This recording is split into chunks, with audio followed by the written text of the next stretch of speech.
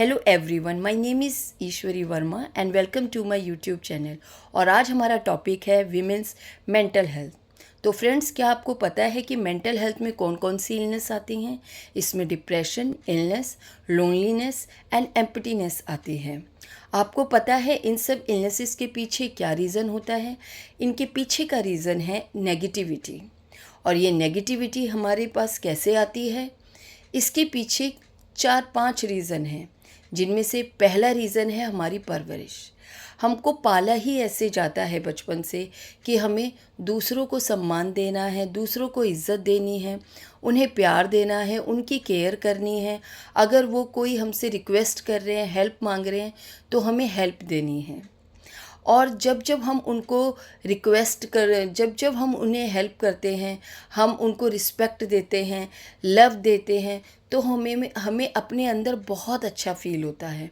हमें लगता है that we have done something good, कि अब हमें बहुत सारी ब्लेसिंग्स मिलेंगी, हम बहुत अच्छा काम कर रहे हैं। और अगर हम इन्हीं लोगों को, जो हमारे बड़े हैं या आसपास हैं या हमारी सराउंडिंग में हैं या हमारे नेबरहुड में हैं, अगर हम उनको इज़्ज़त नहीं देते, प्यार नहीं करते, केयर नहीं करते, अगर वो हमसे कोई हेल्प मांगते हैं, हम उनको वो हेल्प प्रोवाइड नहीं करवा पाते हैं, और अगर वो हमसे किसी भी तरीके की रिक्वेस्ट करते हैं, हम उसे पूरा नहीं कर पाते, तो हमें बहुत गिल्ट फील होता है। हमें लगता है कि हमने कोई पाप कर दिया, भगवान हमको बहुत कर्ज करेंगे, हम अच्छे इंसान नहीं हैं। बहुत सारी गिल्ट्स हमारे अंदर आ जाती हैं। पर जब हमारे बड़े हमको बड़ा कर रहे थे, तो उन्होंने हमें कुछ बातों को ध्यान देने के लिए नहीं समझाया, which are very very important for our own wellbeing. जिसमें हमें ये ध्यान देने के लिए बताना चाहिए था कि हाँ, आपको बड़ों की इज़्ज़त करनी है, उन्हें प्यार देना है, रिस्पेक्ट देनी है, हेल्प देनी है, उनकी रिक्वेस्ट को पूरा करना है। लेकिन अगर आपको वही प्यार वापस नहीं मिल रहा है, रेसिप्रोकेट नहीं हो रहा है, वही इज़्ज़त, वही केयर आपको नहीं मिल रही है, वही हेल्प आपको नहीं मिल रही है, जब आप उनको कोई रिक्वेस्ट कर रहे हो, वो रिक्वेस्ट आपको नहीं फुलफ़िल हो रही है, तो you have to set your boundaries. Because अगर सिर्फ as they are human being, we are also human being. अगर उनको हर्ट होता है, उनकी फीलिंग्स हर्ट हो रही हैं, उन्हें बुरा लग रहा है, वो हमारे लिए अच्छा नहीं फील कर रहे, तो जब हमें ज़रूरत है, हम भी ह्यूमन बीइंग है, हमें भी लव, केयर, रिस्पेक्ट, प्यार सब कुछ चाहिए। और अगर वो हमें नहीं मिल रहा, we are also feeling hurt, तो उसके लिए हमारे बड़ों ने हमें ये नहीं समझाया कि हमको अपनी बाउंड्रीज़ कैसे सेट करनी है।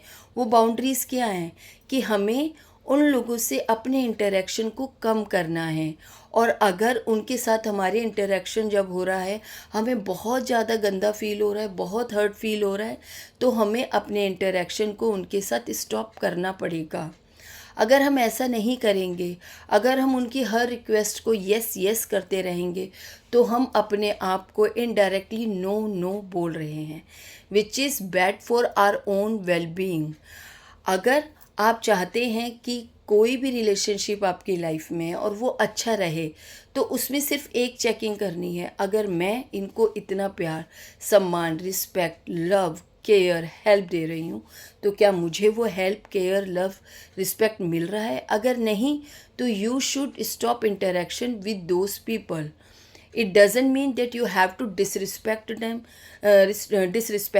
It is only that you have to set your boundaries and you have to interact with them less. इससे क्या होगा कि उनका कोई नुकसान नहीं हो रहा। हाँ, शायद जो आप उनको 500% दे रहे थे, अब आप उन्हें सिर्फ 100% दोगे। इट डजेंट मीन कि आपको अपने रिलेशनशिप्स ख़राब करने हैं। It means that you just have to set your boundaries. और उसके बाद आप देखेंगे कि आपको बहुत रिलीफ फील होगा, क्योंकि अब आप वो चीज़ें नहीं कर रहे जो आपका करने का मन नहीं है। आप रोज़ हर्ट नहीं हो रहे हैं, आप अपने मन को मारकर हाँ नहीं कह रहे हैं, आप अपने लिए समय निकाल रहे हैं, अपने आप को भी प्यार कर रहे हैं, और आप लोगों को भी बता रहे हैं कि हाँ, how I should be treated, I am also a human being, मेरी भी फीलिंग्स हैं। दूसरा फ्रेंड्स, हमारी जो मेंटल इलनेस की प्रॉब्लम रीज़न होता है, वो है हमारी खुद साइकोलॉजिकल कुछ वीकनेस होती हैं। जैसे शायद हमें ऐसे पाला गया है और जिसके कारण हमारी कुछ साइकोलॉजिकल प्रॉब्लम्स स्टार्ट होती हैं कि हम अपने आप को दूसरों से कम समझते हैं, क्योंकि सारा टाइम यही समझा है कि सामने वाला बहुत इम्पॉर्टेंट है, आपको उसकी केयर करनी है, लव करनी है, तो शायद उससे हमारे अंदर ये एक इनसिक्योरिटी आ जाती है, एक इन्फ्योरिटी आ जाती है कि हम सामने वाले से कम हैं, वो ज़्यादा प्यार के हकदार हैं, हम कम, और उनमें ज़्यादा स्किल्स हैं। When you are appreciating other person all the time, तो उनका तो सेल्फ इस्टीम हाई होता जा रहा है, पर आपको वो अप्रिशिएशन बैक में नहीं मिल रहा। They are not giving you the same appreciation in return, so you are feeling like that I am good for nothing. तो उससे आपका सेल्फ इस्टीम लो हो रहा है, आप कंपैरिजन कर रहे हैं कि मैं उनको इतना इज्जत दे रही हूँ, शायद they are more important than me, और उससे आपके अंदर ये आ रहा है कि आप कम हो, और आप उसके साथ साथ बहुत सारी नेगेटिव सेल्फ टॉक अपने साथ कर रहे हैं, अपने बारे में, अपने लुक्स के बारे में बुरा सोच रहे हैं, अपनी हाइट के बारे में बुरा सोच रहे हैं, अपनी क्वालिफ़िकेशन के बारे में बुरा सोच रहे हैं, अपनी स्किल्स के बारे में बुरा सोच रहे हैं। तो अगर आप इसी तरीके से अपने बारे में नेगेटिव सोचेंगे, सोचिए बाहर आप सबको सेवा प्रदान कर रहे हैं, आप सबको रिस्पेक्ट कर रहे हैं, लव कर रहे हैं, केयर कर रहे हैं, और साइड बाय साइड आप अपने लिए negative feelings, negative self talk कर रहे हैं, तो क्या आपको लगता है कि आपकी मेंटल हेल्थ अच्छी होगी? नहीं, ऐसे तो किसी की भी मेंटल हेल्थ अच्छी नहीं हो सकती, और हर कोई डिप्रेशन में, एंग्जाइटी में चला जाएगा। और तीसरा है कि जब आप लोग किसी के साथ एसोसिएट करते हैं, तो पहले आप देखिए कि क्या वो पर्सन आपके साथ, वो पर्सन लाइक माइंडेड है या नहीं है। दूसरा, कि क्या उसका व्यवहार, आपके व्यवहार जो आप इंटरेक्शंस करते हैं, उससे आपको गुड वाइब आ रही है या नहीं। अगर नहीं आ रही है तो you have to make your circle very very small, and in this circle ऐसे ही लोग आपके इस एसोसिएशन में आने चाहिए जो आपको अपलिफ्ट करते हैं, आपको एनर्जाइज करते हैं।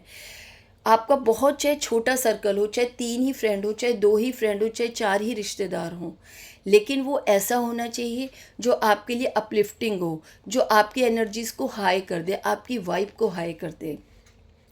नंबर 4, हम बहुत सारा कंटेंट ऐसा देखते हैं जो बहुत नेगेटिव होता है।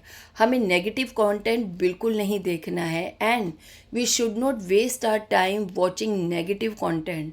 अगर आपको देखना ही है तो उसके लिए थोड़ा सा स्पेसिफिक टाइम बनाइए कि हाँ, हमें टीवी देखना है, हमें इंटरनेट यूज़ करना है, हमें यूट्यूब यूज़ करना है, but for a specific period, for a specific hours, और उसमें आप पॉजिटिव कंटेंट देखिए।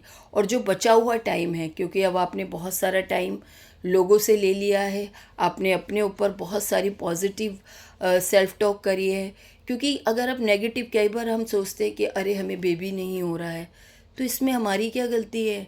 अगर ये नहीं हो रहा है, ये कोई मेडिकल कंडीशन हो सकती है। अगर हम, जैसे कोई वर्किंग वूमेन है, वो किसी हाउसवाइफ को देखे और वो सोचे अरे ये तो बिना मेहनत किए इतना घर में मस्ती मस्ती से रह रही है और हमें इतनी मेहनत करनी पड़ रही है, और हाउसवाइफ ये सोच रही है कि मेरी तो कोई आइडेंटिटी नहीं है, जो वर्किंग वूमेन है they are more respectful than me. तो ऐसे अगर हम कंपैरिजन कर रहे हैं, जैसे किसी का बिजनेस है, कोई जॉब में है तो वो सोचा यार बिजनेसमैन की लाइफ अच्छी है, कोई बिजनेसमैन है तो वो सोचा यार जॉब वाले के एटलीस्ट स्पेसिफिक इनकम तो आती है, हमारी तरह इतना सरदर्द नहीं करना पड़ता कि पता नहीं अब आगे कितना प्रॉफिट होगा और कितना नहीं, और या आगे लॉस होगा। तो ये सारी जो नेगेटिव सेल्फ टॉक होती हैं, इससे हमको मेंटल इलनेस आती है। तो हमें ऐसी कोई भी चीज़ नहीं करनी, हमें अपने टाइम को प्रोडक्टिवली यूज़ करना है। जैसे हमें अपनी स्किल को डेवलप करना है, अगर हम किसी एरिया में वीक हैं तो हमें उस एरिया के लिए रेगुलर प्रैक्टिस करनी है, हमें रेगुलर अपने लिए टाइम निकालना है। और अपनी हॉबीज़, यार जो हम बचपन में जिन हॉबीज़ को करते थे, जैसे डांसिंग किसी को पसंद था, किसी को सिंगिंग पसंद है, किसी को अपने फ्रेंड्स के साथ टाइम बिताना पसंद है, किसी को अपनी स्किल, लाइक मुझे टीचिंग करना बहुत पसंद है, मुझे सिंगिंग बहुत पसंद है, मुझे अपनी फैमिली मेम्बर्स के लिए कुछ ना कुछ करना बहुत पसंद है। तो आप वो सब कीजिए और अपने टाइम को एंजॉय कीजिए, क्योंकि एक ही तो लाइफ है। अगर उसमें आप सबके लिए ही सोचने लगेंगे और अपने लिए इतना नेगेटिव सोचेंगे और अपने लिए अपनी अगर आप कुछ करना भी चाहते हैं, अपनी आइडेंटिटी बनाना चाहते हैं, तो वर्क टुवर्ड्स इट। आप अपनी स्किल डेवलप कीजिए, अपने टाइम को अच्छे से मैनेज कीजिए, टाइम मैनेजमेंट सीखिए कि बीइंग अ हाउसवाइफ और बीइंग अ वर्किंग वुमेन मैं कैसे सब चीज़ों को बैलेंस करूं। अगर आप एक टाइम मैनेजमेंट बनाएंगी तो उससे सब हो जाएगा, क्योंकि उससे आपको बहुत सारा ऐसा पहले तो टाइम निकालना है जो आप वेस्ट करते हो नेगेटिव कंटेंट देखकर, वो आपको बिल्कुल नहीं देखना है। हमें उस समय मज़ा आ रहा होता है, हमें उस समय लगता है कि अरे इट इज़ वेरी इंजॉयबल, चलो एटलीस्ट थोड़ा सा टाइम हम अपना स्पेंड करते हैं, इधर स्पेंड करते हैं कि हमें अच्छा फील हो। लेकिन बाद में वो हमारी मेंटल इलनेस बनती है, क्योंकि जैसा हम देखते हैं वही थॉट्स हमारे अंदर आते हैं और वही विचार बनते हैं, और उसी से फिर हमारी इसी तरीके के लोग, इसी तरीके के पीपल हमारी लाइफ में अट्रैक्ट होते हैं।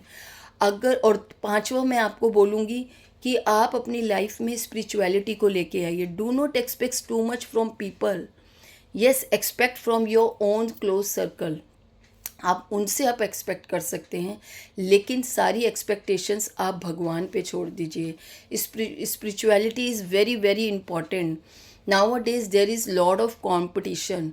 अगर आप हर समय कंपटीशन में ही पड़े रहेंगे, फैमिलीज़ में भी कई बार बहुत कॉम्पिटिशन्स होते हैं, तो वो आपकी मेंटल हेल्थ के लिए अच्छा नहीं है। Just leave everything on the God, work towards on your goals. Goals होने, पर्पस होना लाइफ में बहुत ज़रूरी है, और सब कुछ आप इस भगवान पर छोड़ दीजिए कि देयर इज़ वन पावर जो हमें इतना सब कुछ हमें जिसने प्रोवाइड कराया है। हम ऐसे ही तो, कोई तो एनर्जी है जब हम इस तरीके से इस पृथ्वी पर आए हैं।